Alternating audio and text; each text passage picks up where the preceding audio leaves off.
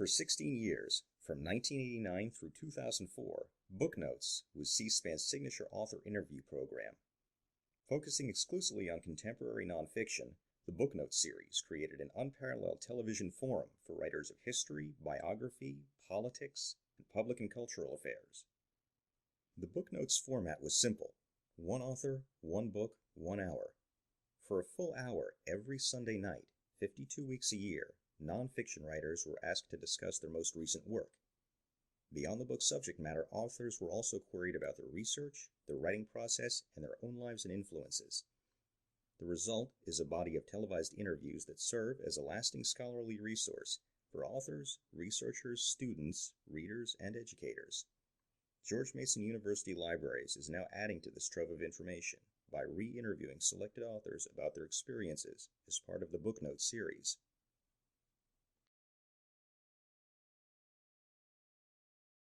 Hello, I am Lindsay Bestabucci, oral historian for George Mason University Libraries, and with me is sound engineer Robert Vey.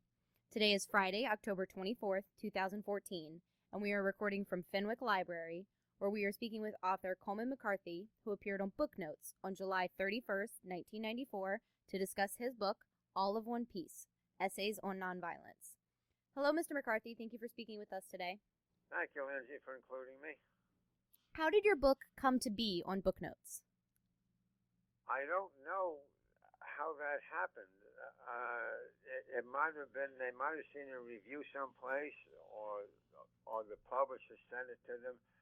But I did appear many times before Booknotes in interviews, and I'm delighted to say one of my former students, Steve Scully, I think he's one of the interviewers for the program. But Steve is a student of mine at American University back in mid-1980s, so I think he may have been responsible. And how did you prepare for your appearance on Booknotes? Well, I was familiar with C-SPAN because I had appeared there on many interviews before when I was working as a columnist at the Washington Post from 1969, and so I had 2 columns a week, and so there was I was very familiar with the program, and I knew that Brian was a fair-minded interviewer, so I didn't go in with any great apprehensions that it wouldn't be a good interview.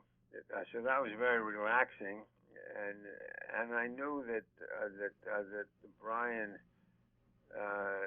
I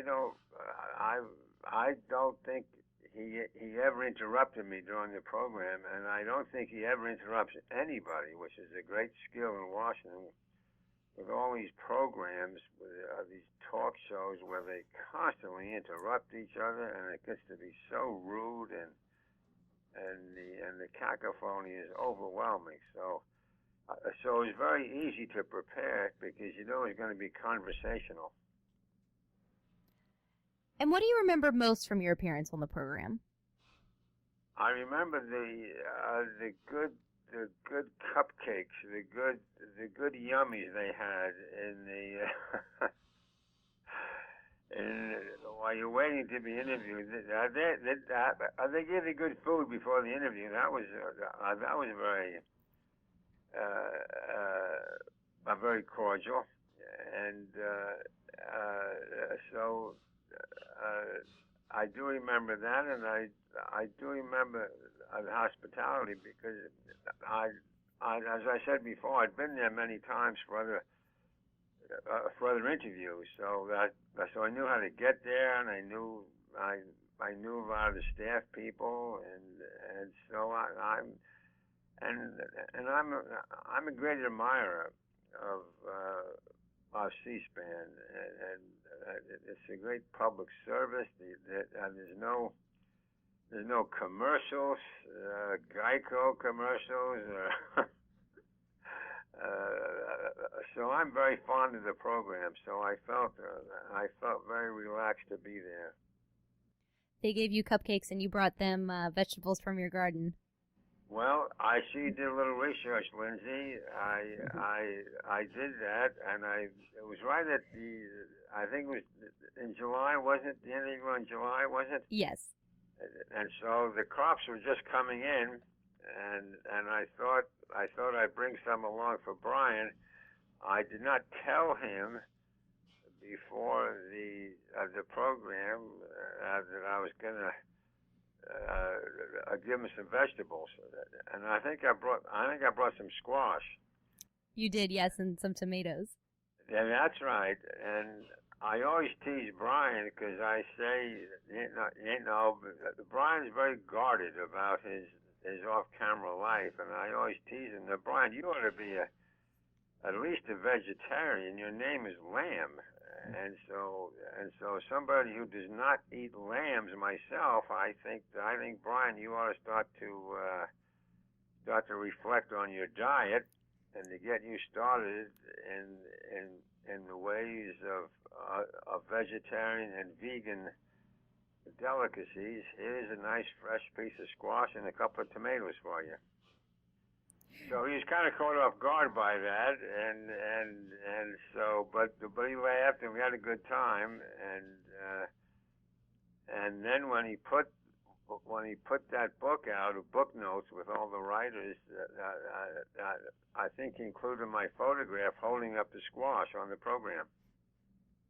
Well, Booknotes' hour-long format differed greatly from most of the network television interviews, which lasted 3 minutes or less.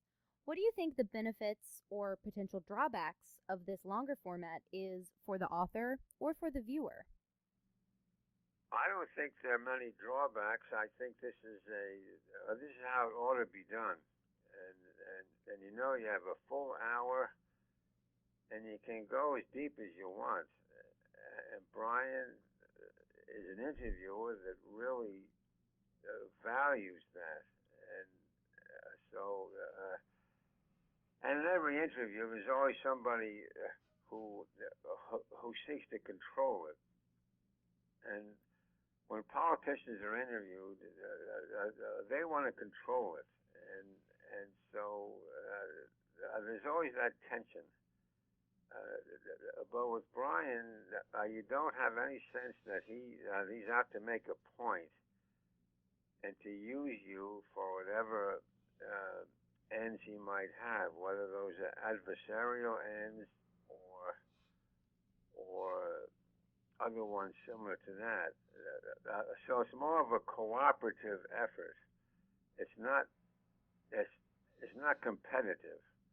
In other words, in many interviews, you find there's that competition there, and when you get two alpha personalities, it doesn't go anywhere because the competition becomes the main energy. But with Brian, I never had that sense with him that he was out to prove a point, or much less throw you off stride, or try to trip you up on anything. So that, I think, is really one of his skills, and I think a valuable skill to have. Judging by the extensive marginalia in his books, Mr. Lamb read them very thoroughly before the interview. Do you find this kind of preparation to be normal for interviewers, and how did it change your interview experience? Well, I think it is unusual, and so you can tell right away when Brian begins the dialogue that he has prepared. He also prepares by getting film clips from earlier interviews. I think in this particular one, he had me about 3 years ago on Q&A, which was a very similar interview also, but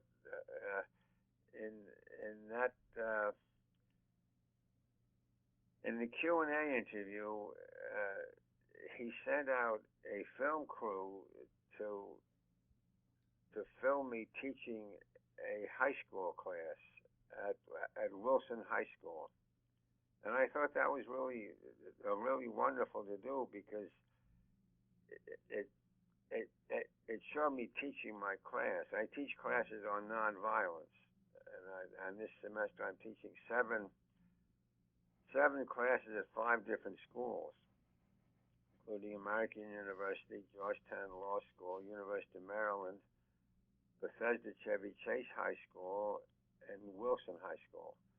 So Brian sent out a camera crew to my Wilson High School, and he had a little fun with me, I must say, because they filmed me riding my bicycle up to the high school, and then I locked my bicycle, and I just come from another high school that I didn't lock my bicycle, that I didn't lock my bike. So Brian had a little teasing with me. He said, "Now, why are you locking your bike at this school but not the other school?" And the reason was that the 2 schools are very different, and so it was Brian did enjoy catching me on my inconsistency, as if to say that I trusted my students in one school, but this school I didn't trust them. So he kind of was sticking it to me there a little bit, that I was a little bit inconsistent, but I did appreciate them coming into the classroom and having me conduct the class for about 10 minutes. Well, in talking about this sort of line of questioning that you got from Brian Lamb, he frequently would ask his guests biographical questions. Did that surprise you, and is this generally different from other interviews? It didn't surprise me because I'd long watched Booknotes, so I've been a faithful viewer all these years, and so I was ready for that, and indeed I brought along some pictures of my family. And so I gave those to Brian, and he put them on the air. So there were some photographs of my wife and some of my children, and I thought that was very gracious of him to do that. It just adds a lot when you include the personal lives of people on the program. Otherwise, you don't get the full picture about a person's life. It's important to do that, and not a lot of interviews do it. Like, you look at the programs on there now, like Jon Stewart. Every night he has usually an author there or some celebrity, but the interview is only about 10 minutes, and it really leaves you so frustrated that you don't really find out much about that person. So Brian stands out from the average interviewer, and you get people on the other programs. It's so quick and hasty that you don't really. There's very little memorable about it, and often the interview it's just competition. The 2 people competing each other. I'm right, you're wrong. You did this, you didn't do that. That's why, as I'm starting to repeat myself, that the great value in the C-SPAN interview is that you don't have that. It's a very freeing feeling. You mentioned that you watched Booknotes before appearing on the show. Did your experience on the show change your impression of the program at all? Oh no, I came away most grateful. It was a privilege to be there. Not many people get that privilege, and so I was most grateful for that.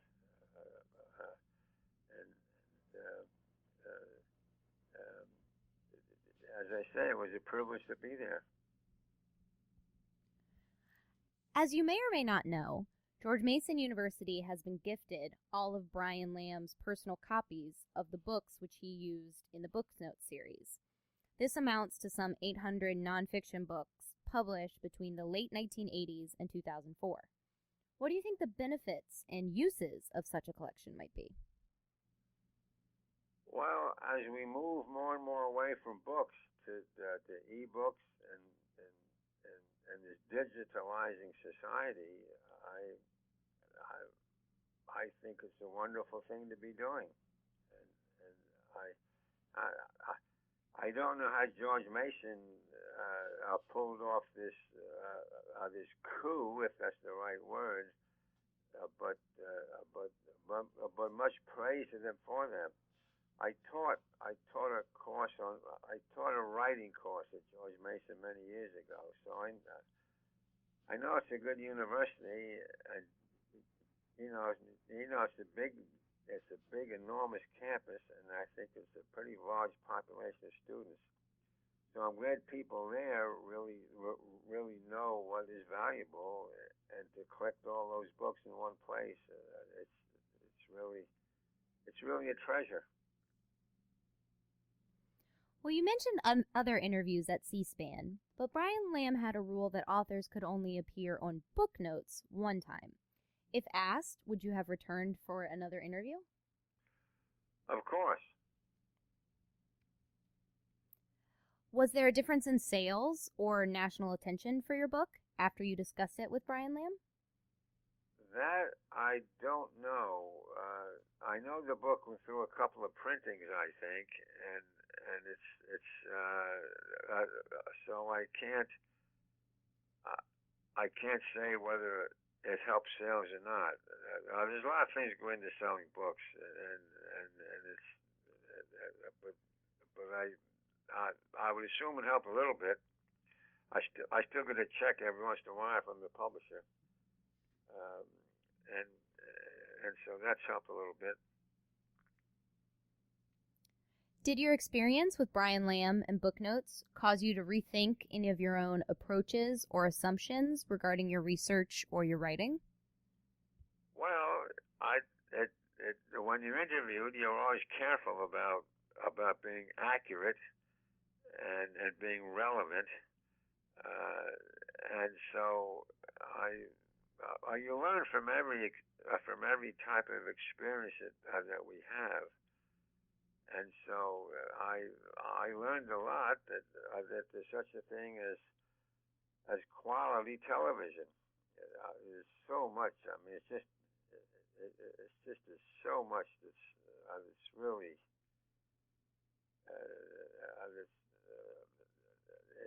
it's just wasted time watching some of these programs. So I do spend a lot of time with C-SPAN. There's great information. You have no commercials, and I think that's there's so much trash on television. I'm not saying anything original about that, but what C-SPAN does